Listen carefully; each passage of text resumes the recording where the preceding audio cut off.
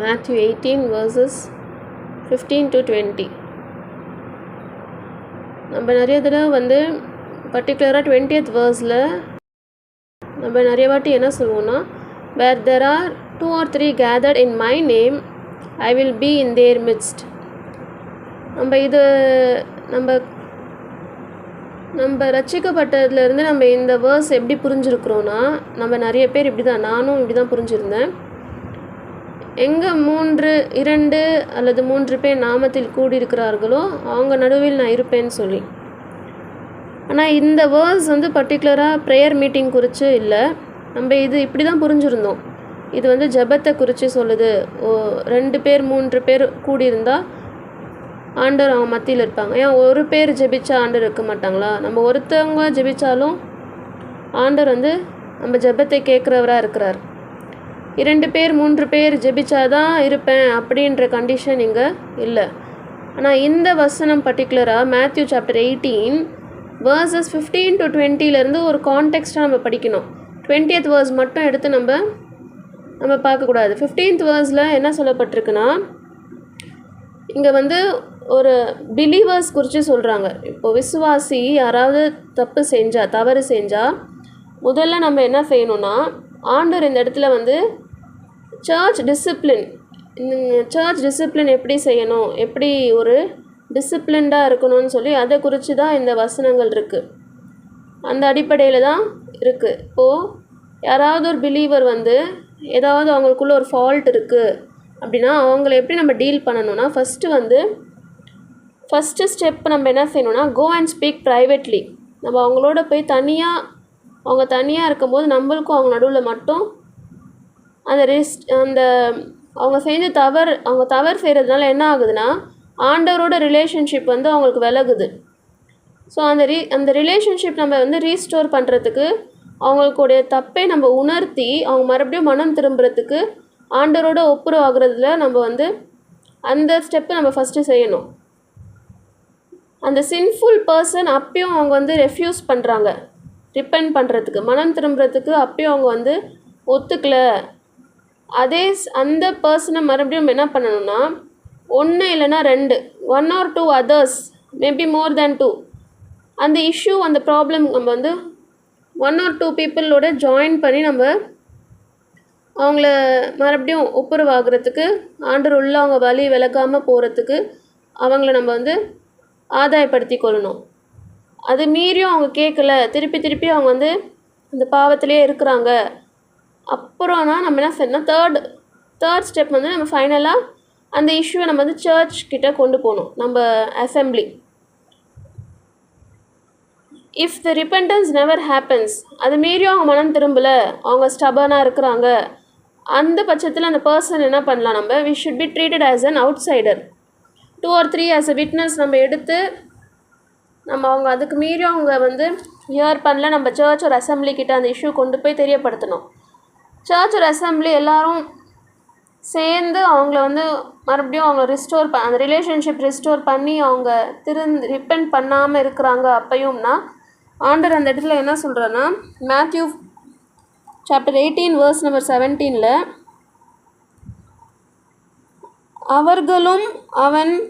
அவர்களுக்கும் அவன் செவி கொடாமற் போனால் அதை சபைக்கு தெரியப்படுத்து, சபைக்கு செவி கொடாதிருப்பானால் அவன் உனக்கு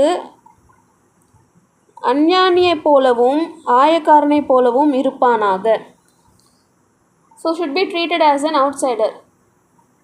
ஸோ கிறிஸ்டியன்ஸ் வந்து இது வந்து சர்ச்சோட டிசிப்ளின் எப்படி வந்து ஃபஸ்ட்டு நம்மளே டீல் பண்ணி ப்ரைவேட்டாக அவங்கள வந்து அந்த காடுக்கும் அவங்களுக்குள்ள ரிலேஷன்ஷிப்பை ரீஸ்டோர் பண்ணுறதுக்கு, ரிப்பெண்ட் பண்ணி ரீஸ்டோர் பண்ணுறதுக்கு நம்ம ட்ரை பண்ணணும்.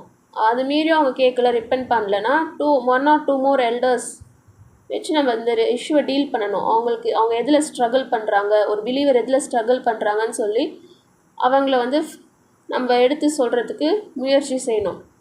ஃபைனலி வந்து நம்ம சர்ச் ஒரு அசம்பிளி அவங்கக்கிட்ட கொண்டு போய் சபைக்கு கொண்டு போய் தெரியப்படுத்தணும். அதுக்கு மீறியும் அவங்க வந்து அக்செப்ட் பண்ணல, அவங்க ரிப்பெண்ட் ஆகி அவங்க வந்து டேர்ன் ஆகலைன்னா நம்ம வந்து வசனம் என்ன சொல்லுதுன்னா, இது யாருக்கு சொல்லப்பட்டிருந்துச்சுன்னா, ஏசப்பா வந்து 12 சீஷர்களுக்கு சொல்லியிருந்தார், டிசைபிள்ஸ். அதுக்கப்புறம் 12 டிசைபிள்ஸ் வந்து ஹோலி ஸ்பிரிட் ரிசீவ் பண்ணி அவங்க 12 அப்போஸ்டல்ஸ் ஆகிட்டு அதுக்கப்புறம் சபை துவக்குனாங்க. ஸோ அந்த டைமில் காட் அவங்களுக்கு கொடுத்த இந்த இன்ஸ்ட்ரக்ஷன்ஸ். ஸோ அதுக்கப்புறமா 18th verse 19, 20 இந்த 3 verses வந்து இந்த இடத்துல என்ன சொல்கிறாங்கன்னா, 18th verse அடிக்கடிக்கு இது என்ன யூஸ் பண்ணுறாங்க, இது வந்து மிஸ்யூஸ் பண்ணுறாங்க. Truly I say to you, whatever you bind on earth shall be bound in heaven, whatever you loose on earth shall be loosed in heaven. பூலோகத்திலே நீங்கள் எவைகளை கட்டுவீர்களோ அவைகள் பரலோகத்திலும் கட்டப்பட்டிருக்கும், பூலோகத்திலே நீங்கள் எவைகளும் கட்ட அவிழ்க்கிறீர்களோ அவைகள் பரலோகத்திலும் கட்ட அவிழ்க்கப்பட்டிருக்கும் என்று மெய்யாகவே உங்களுக்கு சொல்லுகிறேன். இந்த இடத்துல வந்து binding and losing, there is nothing about binding demons or losing demons, binding sickness, binding finances. நான் வந்து ஃபினான்சஸ் சர்க்கம்ஸ்டன்ஸில் இருக்கிறேன், ஃபினான்ஷியல் ப்ராப்ளமில் இருக்கேன், நான் வந்து இயேசுவின் நாமத்தில் இப்பொழுதே நான் வந்து என் ஃபேமிலியில் ஃபினான்ஷியல் இஷ்யூஸ் எல்லாம் கட்டப்படட்டும், தான் ஆசீர்வாதங்கள் எல்லாம் ரிலீஸ் ஆகட்டும், அந்த இல்லைனா இயேசு நாமத்தில் நான் பிசாசு துரத்துறேன், பிசாசை கட்டுகிறேன் அப்படின்னு சொல்லி இந்த வசனம் வந்து அந்த கான்டெக்ஸ்ட் கிடையாது, அந்த மீனிங்கில் இந்த வசனம் எழுதப்படலை. இது வந்து ஃபுல் அண்ட் ஃபுல் அந்த சீஷர்கள் கொடுத்த சர்ச் டிசிப்ளினுக்கான ஒரு அத்தாரிட்டி, ஒரு பவர் காட் வந்து அவங்களுக்கு கொடுத்துருக்காரு. நீங்கள் வந்து அந்த ப்ராப்ளம்க்கு அந்த பிலீவர்ஸ், குரூப் ஆஃப் பிலீவர்ஸ் மத்தியில் யாராவது ஒரு பிலீவர் வந்து சின் பண்ணுறாங்க, பாவம் செய்கிறாங்க, அவங்கள குறித்து எப்படி டீல் பண்ணணும், என்ன டெசிஷன் எடுக்கிறீங்க, அந்த டெசிஷனில் என்ன நீங்கள் வந்து பைண்ட் பண்ணுறீங்க, என்ன நீங்கள் வந்து இன்ஸ்ட்ரக்ஷன் கொடுத்து என்ன டெசிஷன் எடுக்கிறீங்களோ அது வந்து பரலோகத்துலேயும் அதுக்கு ஆண்டவர் வந்து சம்மந்திக்கிறாரு. He is accepting the decision.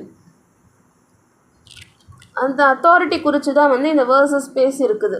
இந்த வேர்சஸ் அதை குறித்து தான் ஏசப்பா எங்க சொல்லியிருக்காரு. உங்களில்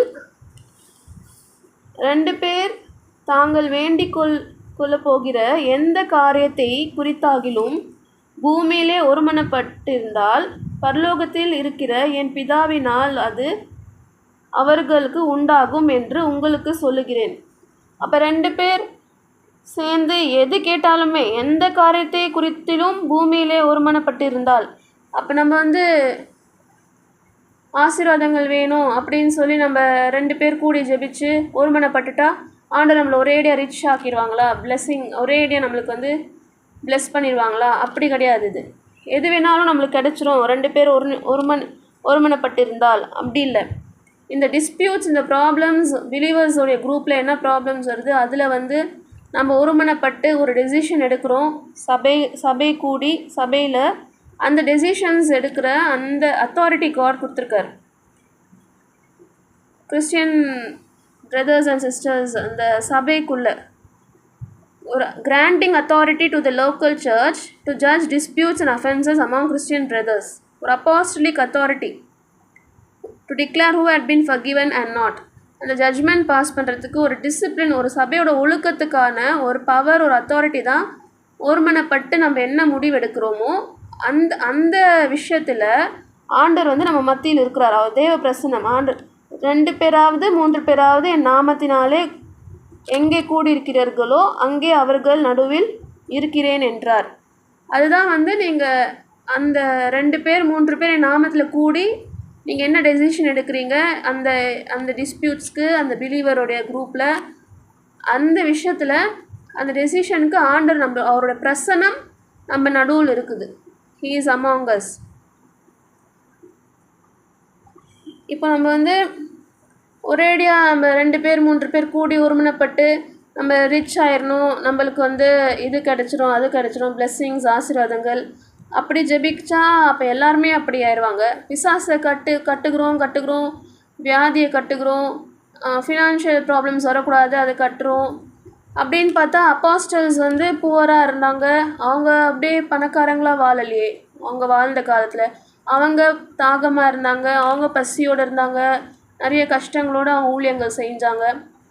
இப்போ எல்லாருமே வந்து கிறிஸ்டியானிட்டி வந்து ரிச் ஆகிறது, பிளெஸ்ஸிங்ஸ் பெற்றுக்கொள்கிறது அது மட்டும் இல்லை. தேவ சித்தம் நம்மளுக்கு என்ன வைத்திருக்கிறாரோ ஒருமனப்பட்டு கர்த்தருடைய சித்தத்தின்படி ஜெபிக்கிறது தான், அதுதான் வந்து ஆண்டருக்கு பிரியமான ஜெபம். ஸோ அந்த வசனங்கள் வந்து நம்ம கான்டெக்ஸ்டாக படித்து புரிந்து கொள்ளணும். இந்த இடத்துல வந்து மேத்யூ 18:15-20 இந்த வேர்சஸ் எந்த அடிப்படையில் இருக்குன்னா சபையோட ஒழுக்கம், சர்ச் டிசிப்ளின் குறித்து ஏசப்பா வந்து சீஷர்களுக்கு சொல்லியிருந்தார். அப்படின்னு பார்த்தா ரெவலேஷன் 20 verses 1 and 2 பார்த்தீங்கன்னா devil will not be bound until Jesus Christ returns. ஏசப்பா வர வரைக்கும் நம்ம வந்து டெவிலில் கட்டி வச்சிருக்க முடியாது. ரெவலேஷன் 20 verse 1 2 பார்த்தீங்கன்னா he will not be bound until Jesus Christ returns. So நம்ம வந்து வசனத்தை எப்படி படிக்கணும்னா, எப்படி தியானிக்கணும்னா, முன்னாடி இருக்கிற வசனங்கள் என்ன சொல்லுது, பின்னாடி என்ன சொல்கிறாங்க, ஃபுல்லாக கான்டெக்ஸ்டோடு படிக்கிறது. நம்ம பரிசுத்த ஆவியோட துணையோட படிக்க கர்த்தர் நம்மளுக்கு எல்லாருக்கும் கிருபை செய்வார். ஆமீன். இந்த கூட்டத்துல ஆடு மேய்க்கிறவங்க யாராவது இருக்கீங்களா? நான் இருக்கேன். வரவேற்கிறேன். மேய்ப்பர்களுக்கு என் இதயத்துல விசேஷ இடம் இருக்கு. இப்ப உங்க மந்தைய மேய்க்கிறது யாரு? என்னோட சகோதரன். நாங்க முறை எடுத்துட்டு மேய்ப்போம். எத்தனை ஆடுகள்? 100 இருக்கும். போதுகிறே. அதுல ஒண்ணு வழி தவறி போச்சுன்னா என்ன செய்வீங்க? நிச்சயமா அத ஒண்ணு தேடி போவேன். ஆனா மத்த 99 என்ன பண்ணுவீங்க? அதுங்களை அப்படியே விட்டுடுவேன். ஒரு ஆட்டை கூட என்னால இழக்க முடியாது. ஒருவேளை அதை கண்டுபிடிச்சிட்டா நான் அதை என் தோல் மேல வச்சுட்டு வீட்டுக்கு கொண்டு வருவேன். உங்களுக்காக கவலைப்பட்ட உங்க நண்பர்கள் கிட்ட என்ன சொல்வீங்க? என்னோட சேர்ந்து சந்தோஷப்படுங்க. காணாம போன என்னோட ஆட்டை கண்டுபிடிச்சிட்டேன். அவர் என்ன சொன்னாருன்னு பாத்தீங்களா? எப்பவும் வழி தவறாத 99 ஆடுகளை விட வழி தவறுனா அந்த ஒரு ஆட்டுக்காக சந்தோஷப்படுறாரு. அதனால ஒருவராவது கெட்டு போவது என் பிதாவின் சித்தம் அல்ல. அது போலவே மனம் திரும்ப அவசியமில்லாத 99 நீதிமான்களை குறித்து சந்தோஷம் உண்டாகிறத பார்க்க மனம் திரும்புகிற ஒரே பாவி நிமித்தம் பரலோகத்தில் மிகுந்த சந்தோஷம் உண்டாயிருக்கும் என்று உங்களுக்கு சொல்லுகிறேன்.